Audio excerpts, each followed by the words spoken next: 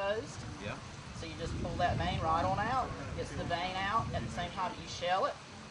Then you reach over here and you pinch that tail, and the rest of it comes off. How easy is that? The vein, is it leave a bitter taste if you didn't take the vein out? No, people around here eat them with the veins in all the time. It's very common that people eat the vein, and I can't tell a bit of difference. Now, if you have a big old ugly vein in there, yeah, sometimes we'll take that out, but most of the time, what you'll see is just the real small black thing that you're looking at right here. Does it offer a bitter taste, or do you even know it?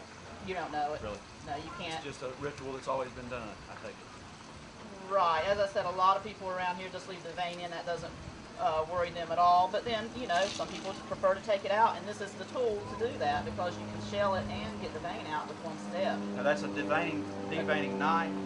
It's called a shrimp deveiner. Now, you've probably seen the red ones, the red plastic ones, which are more commonplace. You can get those at Walmart. They cost about $1. Very, very cheap, very easy to get, and they work just as well as this one does. Here's one. Here's what they look like at Walmart. I somehow managed to lose all my cheap ones. I don't know. They get Do they gone. work as well as something like a stainless steel? They do. They do? They do. They work just as well. I'll show you. In fact, this one has the longer hook on it, so it might actually work a little bit better because you can actually shove it a little bit further in there. Right. I assume the smaller the shrimp, the little tougher it is to do.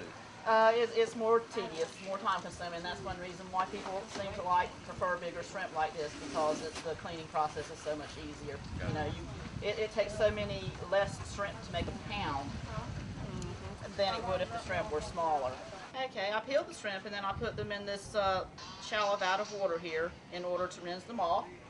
I'm going to drain them on paper towels, and then I'm going to put them in my breader container right here to bread them, and then I'm going to put them in this electric frying pan and fry them up and give out samples to the people who are walking by. It's kind of good to go ahead and get the excess moisture off the shrimp so that they won't pop when you're frying them. You don't want them to be too moist. And this is my handy dandy seafood breader that I bought at Walmart. Makes it very nice because the breading doesn't gum up as it would if you were just rolling them on a plate or in a pan.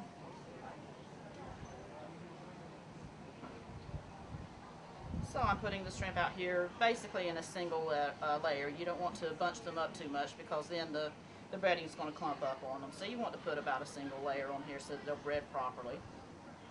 And then I'm going to put the lid on the breader, and I'm going to shake it up. What type breader do you use when you cook the seafood? I'm using the House Altry seafood breader. It's a very good seafood breader. The spices are already in it. You don't have to worry about salt and pepper. You just dump this in the bowl and start rolling. Good deal. Do you add black pepper or any other spices to it at all? Well, if you in particular like black pepper, or if you like things real salty, then you might want to add a little spice. However, there is already seasoning in this batter, so I would recommend you try it like it is first, and then if you want to season it further, you can do that. Many people do that according to their personal preference. Fantastic. Now that I've breaded the shrimp, I've shaken the excess breading off of it so that we don't have a heavy breading. We don't want that. We want to just taste the shrimp itself. We don't want to taste a lot of breading. So now I'm going to place these shrimp in the grease, which is preheated. I'm using peanut oil here. Peanut oil is the best oil to use when frying seafood. What temperature are you cooking at? I've got it on about 375. And as you can see, the oil is heated up nicely so that when you put the shrimp in there, they're starting to sizzle right away. If they don't do that, your oil's not hot enough yet, so you want to wait, because if you put the shrimp in the oil before it gets hot enough, the shrimp are going to turn out a little greasy. It's going to take too long to cook them. You're going to have too much grease in them. So you want to fry them fairly quickly in a hot oil. And it doesn't take long at all for shrimp to cook, maybe 5 minutes or so. I'm going to let them cook on this side for 2 or 3 minutes. I'm going to flip them over, cook them another 2 or 3 minutes, and they're going to be good to go. They're going to be a golden brown. A lot of people tend to overcook shrimp.